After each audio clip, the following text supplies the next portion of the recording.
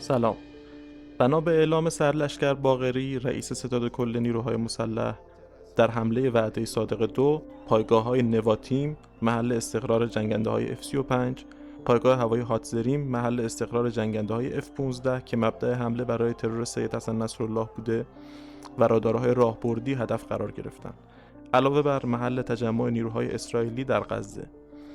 در این تصویر میگه اینجا آسمون غزه است، نمیدونیم چی تو دریا داره میسوزه و خیلی خوشحالن از این صحنه‌هایی که دارن میبینن، از اینکه نیروهای اسرائیلی دارن هدف قرار میگیرن.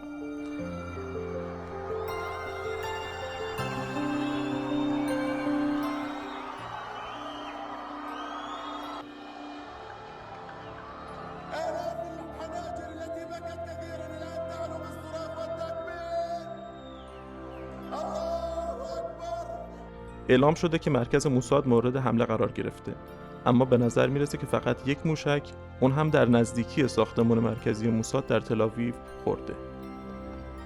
همه این تصاویر همین برخورد رو نشون میدن.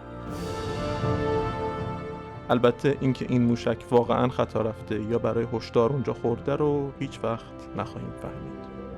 این تصاویر موشکباران پایگاه نواتیم واقعا زیباست.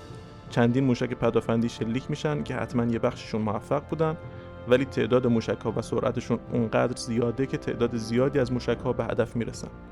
معلوم نیست مجموعاً چند تا موشک به طرف این پایگاه شلیک شده و چند تاش رو پدافند اسرائیل زده، ولی انقدر مطمئنیم که همه انفجارهایی که روی زمین دیده میشن برخوردهای موفقن.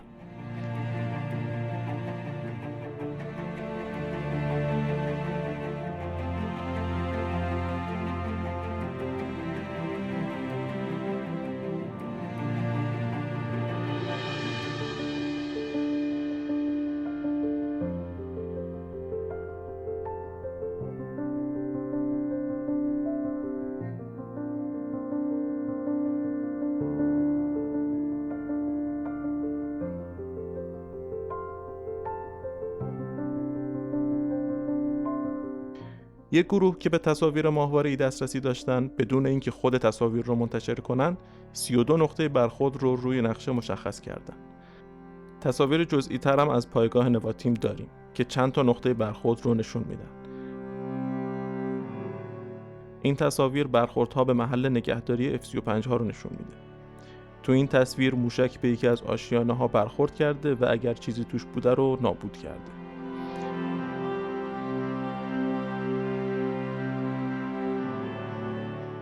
این تصاویر هم از همون بخش شمالی هستند که چند تا آشیانه مورد اصابت قرار گرفتن. از بخش جنوبی این پایگاه که محل نگهداری تانکرهای سوخترسان و هواپیماهای جاسوسی تصویر ماهواره‌ای در اومده. در این تصویر یکی از آشیانه ها کاملا نابود شده و گفته میشه که یک هواپیمای جاسوسی داخلش بوده.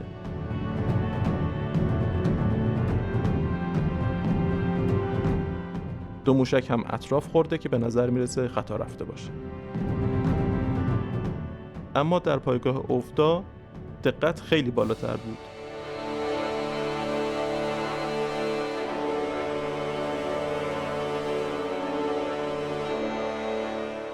به این پایگاه 7 تا موشک خورده که محل استقرار F-16 های آموزشیه. دقت کنید که هر کدوم از اینها آشیانه یک جنگنده است.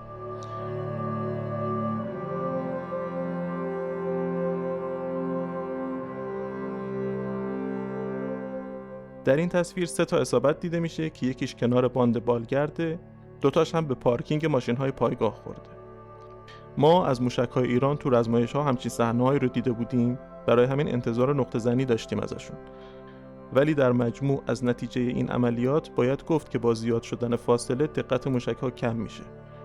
شاید هم کم دقتی موشک‌ها ناشی از اختلالی باشه که اسرائیل در سامانه‌های جهتیابی مثل GPS و گلوناس میکنه که به هر حال باید فکری براش بشه.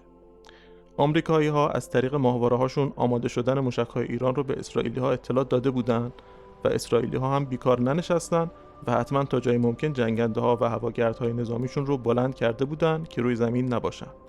پس متاسفانه موشک‌هایی که به آشیانه‌ها خوردن هم معلوم نیست که جنگنده ای رو نابود کرده باشن. همین آمریکایی‌ها با ماهواره‌هاشون می‌دیدن که تعداد بیشتری موشک آماده پرتابه، برای همین نه آمریکایی‌ها و نه اسرائیلی‌ها پاسخی به این عملیات ندادن. در این عملیات 200 موشک از موشک‌های قدر 2، عماد 2، عماد 3 خیبرشکن استفاده شد و ستاره این حمله موشک هایپرسونیک فتاح بود. موشک‌های قدر 2، عماد 2 و عماد 3 همه سوخت مایع هستند و از خانواده شهاب که قدیمی‌ترند. خانواده عماد اولین موشک‌های ایرانی بودند که امکان هدایت سرجنگی تا لحظه اصابت رو داشتند و اولین بار در سال 94 معرفی شدند. این موشکی که عمود پرتاب سوخت مایع، اما موشک‌های دیگه که مایل پرتاب هستند سوخت جامدند. درباره هر دو سوخت مایع و جامد ویدیو تا حالا داشتم. خیبرشکن و فتاح هم در یک خانواده قرار می‌گیرند.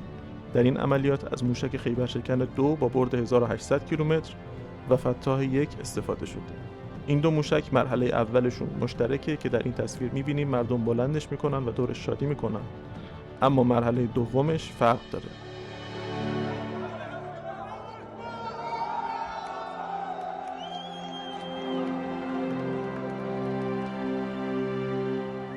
مرحله دوم فتاح یک موتور سوخت مایع با خروجی متحرک داره که بعد از جدا شدن از مرحله اول روشن میشه، هم مانورهایی رو برای منحرف کردن پدافند دشمن انجام میده، همین که بردش به بیش از 2000 کیلومتر میرسه و سرعتش هم از ماخ 5 به بیش از ماخ 8 میرسه. برای همین بهش میگن هایپرسونیک. نکته مهم این حمله این بود که این موشک‌های هایپرسونیک به خاطر سرعت زیاد و مانورپذیریشون تونستن از سد پدافند چند لایه اسرائیل که براش ویدیو داشتم عبور کنن و حتی ادعا شده که یک سامانه پدافندی ارو مورد هدف قرار گرفته. اسرائیلی ها از قبل اطلاع داشتن و محل‌های احتمالی رو تخلیه کرده بودن. برای همین طبق اعلام خودشون این عملیات از اسرائیلی ها تلفاتی نداشته. اما متاسفانه سقوط مرحله اول یکی از موشک‌ها یک تلفات داشت که باید اسمش رو بدشانس ترین انسان قرن گذاشت. این اتفاق نشون میده که باید برای مرحله اول چتر گذاشت که سقوطش باعث آسیب به افراد بیگناه نشه. این عملیات یک رزمایش بود، هم برای ما هم برای طرف مقابل، که توانمندی‌ها و ضعف‌هامون رو بشناسیم.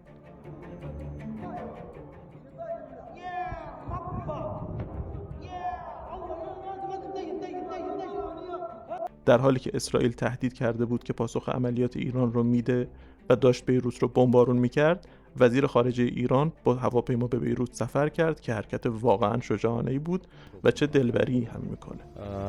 ما به این چیزها عادت داریم و اراده ما سخت‌تر از این حرفا هست که با این مسائل بخواد خدشه‌دار بشه. حملات اسرائیل به بیروت با هدف ترور سران حزب الله و زدن زاغه‌های مهمات ادامه داره و در جنوب هم تهاجم زمینی در حال انجامه، علاوه بر حمله به غزه که از قبل درگیرش بودن. باید دید اسرائیل با این همه درگیری بالاخره پاسخ این حمله ایران رو میده یا نه. ممنون از توجهت و ممنون از وقتی که گذاشتی.